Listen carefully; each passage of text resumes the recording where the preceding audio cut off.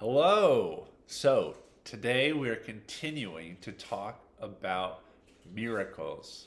And today's theme of the miracles is food. Jesus did several miracles that involved food. And today we're going to be talking about two of them. And the first one is actually Jesus's very first miracle. It's what he did to start his ministry. And here's what happened. Jesus is at a wedding, right? He's at a wedding and it's like the reception, which is a big party, okay? And at the party, excuse me, they're serving wine to all the guests and everyone's having a good time. But partway through the reception, they run out of wine. Now, this would be a bad look, right? Because if they run out of wine, then the people are going to be like, what is with these people? They didn't even plan ahead enough. This party is lame. I'm going to leave. So, Jesus, wanting to help, do you know what he does? He turns water, caskets of water, into wine. He turns the water into wine. And then the party can continue, right? The party can continue. And it says that the wine that Jesus made tasted so good that typically what would happen is the host of a party would serve the best wine at the beginning and then save like the worst for last. But instead, Jesus makes this like really amazing wine. And so all the guests are like super impressed with the host that like, wow, you saved the best for last, right? This miracle is interesting because sure it like helps the host of the wedding and it helps everyone else have fun for a longer amount of time, but Jesus isn't saving anyone's life, he's not healing anybody, right? It's very interesting, but I think it shows us that God cares enough about us, like he wants us to have a good time, to enjoy ourselves, that life doesn't always have to be hard or sad or a struggle, right? If we're following God. But following God also includes having a good time, right? Because Jesus helped these people at the party have a good time. Now, the second miracle, this one's really amazing, and it's a famous one.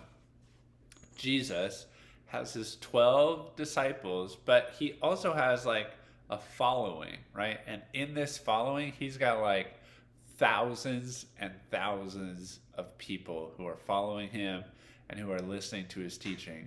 And it says in the passage that at this gathering, it says there are 5,000 men. So that does not include women and children. So some people think the number is closer to 10,000 people. 10,000 people. Wow. And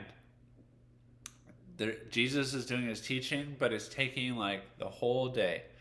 And so partway through, the disciples go up to Jesus and they tell him, we should send all the people home so they can go get food because we do not have enough to provide for them. And Jesus says, nope, we're going to make it happen.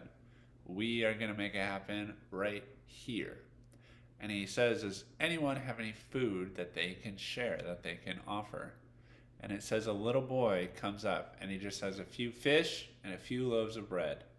And Jesus takes those fish and those loaves of bread and starts dividing it into baskets for the disciples to hand out to people.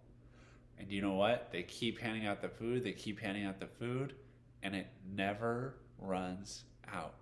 It never runs out, right?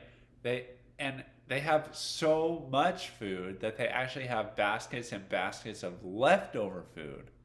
Oh my goodness. Jesus used this small offer. I'm sure the boy was like, this isn't a lot, but this is all I have. And Jesus took that and was able to feed close to 10,000 people with the little boy's small offering. And what I think this story can teach us is that we sometimes might feel like, what do I have to offer to God? I'm not good at this. I'm only kind of good at that. And I'm not good at this, right? What could God possibly use me for?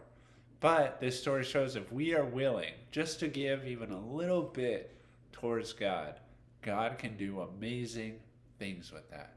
God can do amazing things if we just offer even the littlest amount.